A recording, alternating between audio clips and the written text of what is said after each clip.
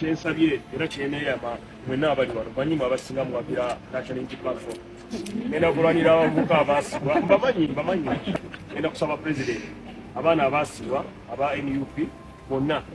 abasumulule bonna abaasibwa bagenda kubanga bateebwa yebyo ebigambo bya Balam wali ku parliament olunaku olwaliro byatandise nabyo era nga ono akakasizza ekyamazima ddala kibi nnyo era y'omu ku bantu ababadde balumwa wabula nga kaze mu ntebe y'obwa minisita bino byagenda okubanga ate atandikira kati ono akakasizza nti ekyamazima yasobodde okubanga akola appointment ne Museveni jjukira wali abadde tekibadde tekisoboka wabula nga wano waali kisobokera ddala okubanga appointment yagifuna mangu n'omukulembeze gwanga era abaana basibwa bo abazadde baabwe mutandika kubanga musanyuka kati awo nnyini abafuti soja mwenna banna nkyukakyuka nja kusaba bidino jintereko ekigalo kitegeeza omukulu ono agambye nti byonna binanga tanamala kubanga atula mu office eyo yensonga gyagenda okubanga atandikako nayo kati ebyo bigambo bye bisose wali ku parliament era njala kubanga nkwa maiden speech ya Balam ate nawo kakazze ddala anti omusajja ono ye kyekyo aba NUP bonna abasumulule tubali rehabilitating tubongere mu labor force yafu yo point emu ekyokubiri ngenda kulaba nti abavubuka bonna mu ggwanga tufuna institutions eziba training up skills ebitundu 75 y'abavubuka mu Uganda tebiri skilled tulina ebitundu 75 population ya Uganda kumukada anamu bubiri ebitundu kusinzira population ya census yakolewa 2011 ebitundu 75 bavubuka so twagala kulaba abavubuka abo abayina emirimu abo abayina skills ezikola emirimu abayina obukutu ku mirimu nze brother wange ankaka n'okunfosinga nga ndi muto nga ndi nalina emyaka oba 5 bantu bandagala neŋŋenda mu Musa nsala endagala najja nga ngoberera eri mu Musa nga bali ekikajjo nankuba ekigo mu bikata nze nga simanyi sira kyemanyi ndaba neemolera kanerijjako ajjayo esota simanyi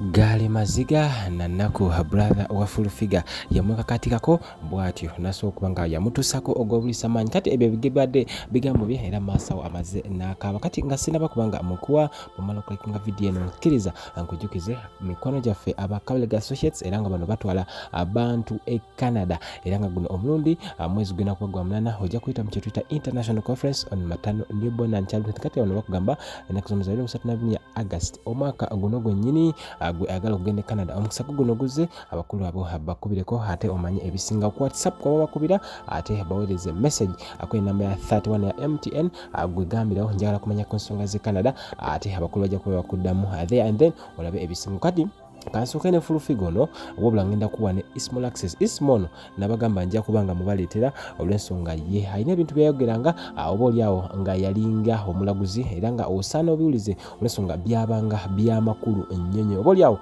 akyovula bane kati lwaki akyaso okubanga ajja yayogera ku Balam era ensonga z'obwa minister ye professor Isma Olaxes omugenzi alabika yali yaziraba mumanyi trauma je tuyitamu mwe bantu mwe mutuleke muve ku bantu nze nja kufa n'omuntu nze okusoma kwange kwa nyini lwali lutalo fe twasombanga amatogero 7 twazukanga essaawa 10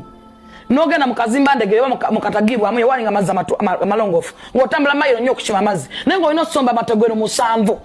abatamanyi matogero abantu beebuuza mbu tebamanyi natogero kani imagine muntu kyali mu nsi atamanyi natogero fe twasimanga amatogero 7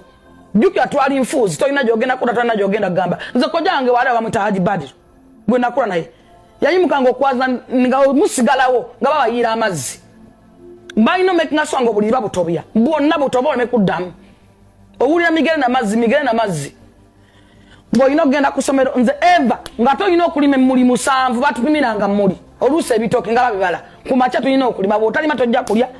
okudda obuzalaka miggo nze eva nga ku ssomero ntuuka leeti nga bakimanyi otuka kupali tebabadde ko tomanyi kyebayogedde otambulira mu bigeeto olina ngatto otuuka abana batandisa the subject ezimu ziwedde nga ntuuka leeti eva nga wenawe walabala olina kutuula eri mabega tolina mwana goboza nti tutuuse ludda wa toli ludda wa okwogera mu kyasi zibeera kibooko natuuka nga leeti ekyo ng'okivaako batutumanga ebintu emmuli simanyi obusa mawogo otuuka omulina okumala ekibiina kiramba otuuse leeti nga kusomera olinayo punishment bagenda kupanishinga ewaka bakupanishinga olw'eggulo twaddanga nga tulina okwokya ebisubi n'ogogola ebikajjo kojja nga yalinanga essamba z'ebikajjo ffe twali balimi nze kyova olaba mpala n'okulima obulamu bwange bwonna nze nalima newunya n'okubanga nkyalina enjala mu bigere kati gwe wenjogera story yange ndeka nina kyenjogera kye nayitamu kyemmanyi nze saakwana bazadde bange saabayina nina toloma gye nkuliddemu nina ebizibu yange n'ennaku yange ntambala mpola ati Balamu oyo gwe mulaba asobola n'okutuuka n'akyusa gavumenti nga temutegedde why David Muhoozi omulinnyako n'ogenda si yakusuubiza bantu simanyi ngenda kufuula first lady simanyi ngenda temujja kujja mu state nedda.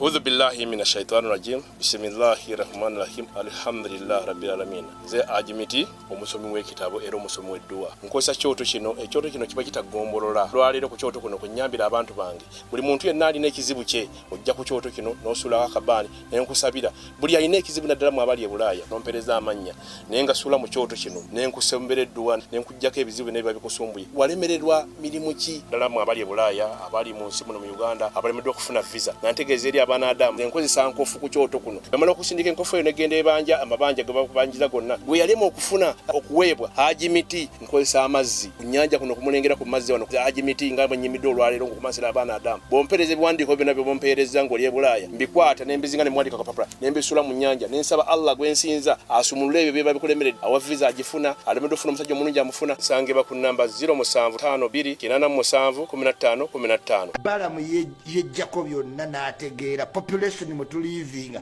ya 45 million people nga almost 40 bali uneducated. What do you do? Lower yourself down.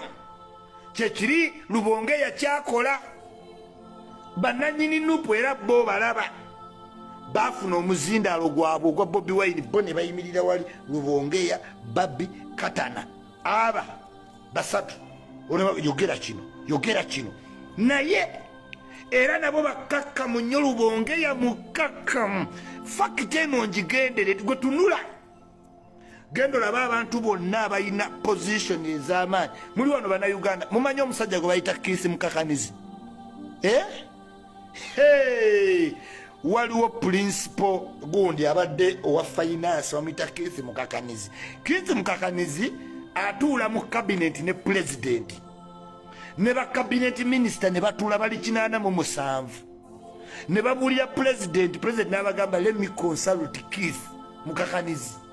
Mukakanizi n'agaana bali bye basaze waki ekinana mu Museveni n'abagamba katugende ne Mukakanizi kati gwe yateeka mu ministry ya prime minister. Abo bannabbanja bonna Museveni politics muteekewo nti amanyi mobilization nesi yaddukanya business. Kiisi Mukakanizi bamuteeka wali ne Lwaboogo mu ministry of prime minister bali be batekinico nze waliwo baminister nga tamalira budde nze nyinza okugenda olaba simanyi ono omuwala. Kabaleg Associates presents International Conference on Maternal, Newborn and Child Health under the theme Identifying and Addressing Social Determinants is Crucial Towards Improving Maternal, Newborn and Child Health Outcomes. Key discussions include strategies for improving access to quality healthcare services, reducing maternal and infant mortality rates, innovative approaches such as mobile clinics and telemedicine to increase access to healthcare, the need for increased funding and government commitment to addressing these issues, increasing access to vaccines and empowering women through education and economic opportunities. Date is August 23rd to 24th in Toronto, Canada, Banquet Hall 237 Sackville. International delegates $380 Canadian, international students $200 Canadian, international exhibitions $800 Canadian, hotel per night is $200 Canadian. Contact us on +1437 216 8